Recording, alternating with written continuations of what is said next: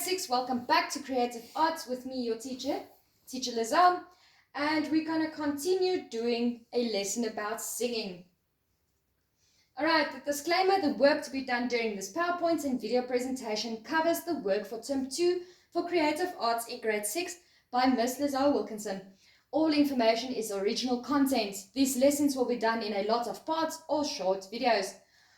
All of the YouTube videos that I refer to in this video has been set up on a separate list that I have sent out to your parents and or caregivers. Please go and watch these videos as you then will understand the work that I'm explaining to you much better. I can unfortunately not put those videos, the YouTube videos, in this PowerPoint presentation video due to copyright. I did put the links for any videos, if needed, in the description box below. Please remember to first watch this video finish before going to the description box and following those links. I am the HOD of Arts and Culture at VTA School. If you have any questions, please feel free to ask your parents and or caregiver to send me an email on teacherlizelle@gmail.com. Alright, continuing from our previous lesson, we looked at the anatomy of our singing tools. Now we're going to look at the organs that we use. So what other organs do we use when singing? We don't only use our vocal cords to make sounds, we also use a variety of other organs and muscles.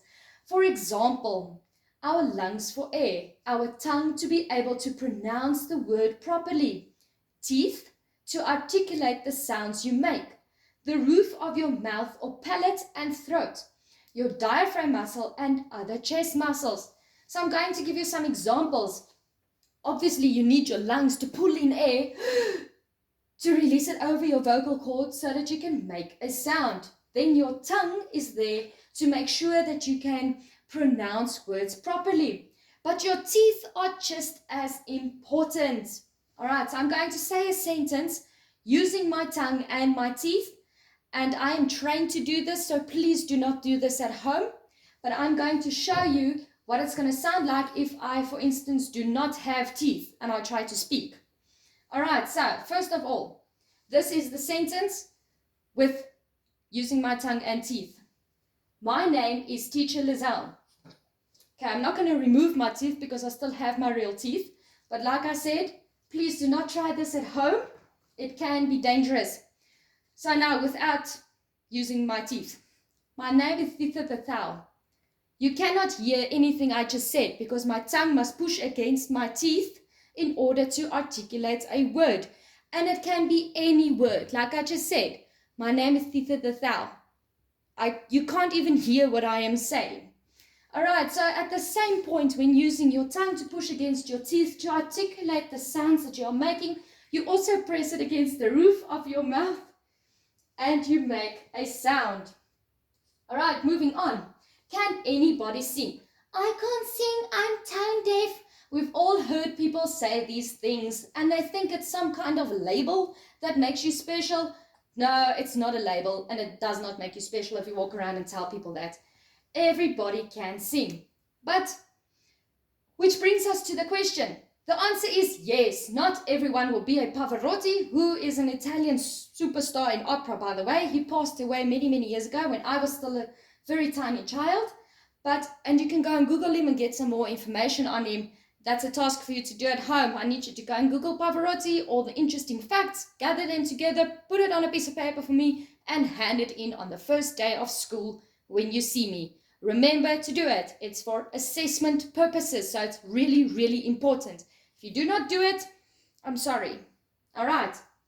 Then, of course, but everyone can learn to sing better than they presently do. There is logic behind this. Answer the following questions. Do you have vocal cords? Are you able to make a sound with your vocal cords? If you answered yes to the two previous questions, then you can sing, right? Well, maybe. If you are truly tone deaf, then chances are that you can't sing. Amusia is the technical term used for tone deafness. It's a perceptual problem. It's something that develops when you're an infant.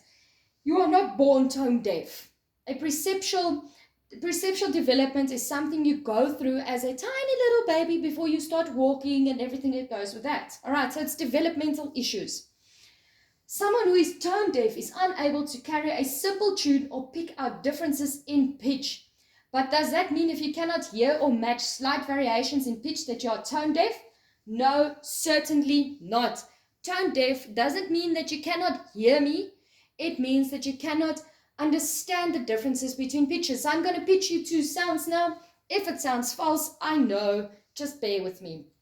Okay, so it's going to go, let's say, la, and then la. You can hear there is a slight difference or even a major difference between the two notes that I just pitched for you. One is low, one is high. All right, so scientists are still in disagreement where to draw the dividing line between a lack of training or even exposure to music and amusia. How does amusia start? It means when you are not exposed to music very early on in your life and you grow up in absolute dead silence. It's just like white noise around you all the time, like it's silent, there's no noise. The chance of you being tone deaf then is very great because then you do not develop the perceptual skill of differentiating between sounds. But that rarely happens. I don't know about anybody that grew up in a white space with no noise. All right, it doesn't matter if it's your mother screaming at you or some opera singer on the TV, it's still a noise. And you can still differentiate between your mom screaming on you and some dude singing on TV. All right, so if you're able to basically distinguish between high pitches and lower ones, you're probably not tone deaf. The same goes for being born deaf. If you can't hear, then you probably can't sing. Although there is research out there that suggests it is changing.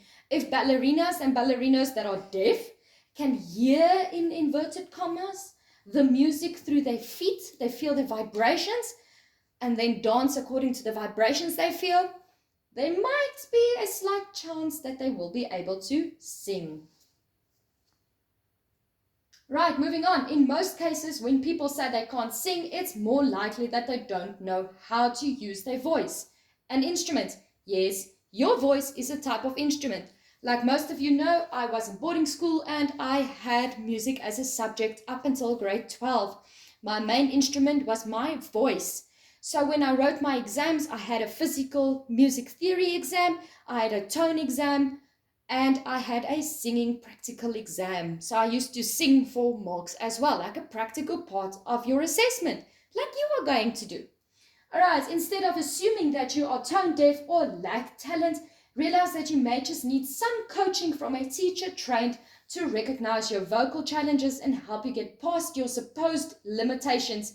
Limitations is something that you put on top of yourself. If you keep on telling yourself, I cannot do this, I cannot do this, I cannot, you are putting a limitation to yourself. But if you say, you know what, I can do this, I don't care what anybody thinks of me, and you come to me, I can help you with that. All right, your voice can change and can get better.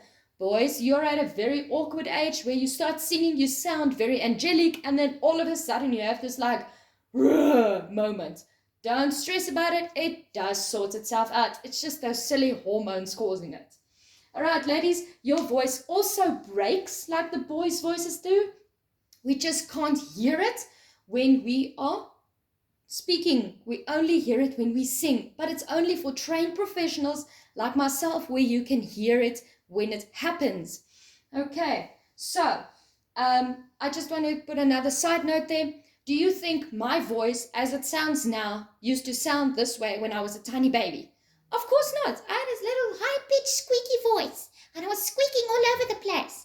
And now, I'm an adult, so I have a more adult voice. You see, my voice broke.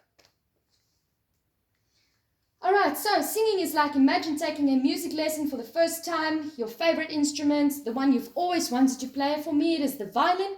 So, here's just a bit of a background. I'm at my first violin lesson and I take the bow across the strings and a horrible screeching sound emits from the violin. It was absolutely awful. My violin teacher just looked at me and shook his head because he had no idea what I was doing, and he just explained to me what I had to do.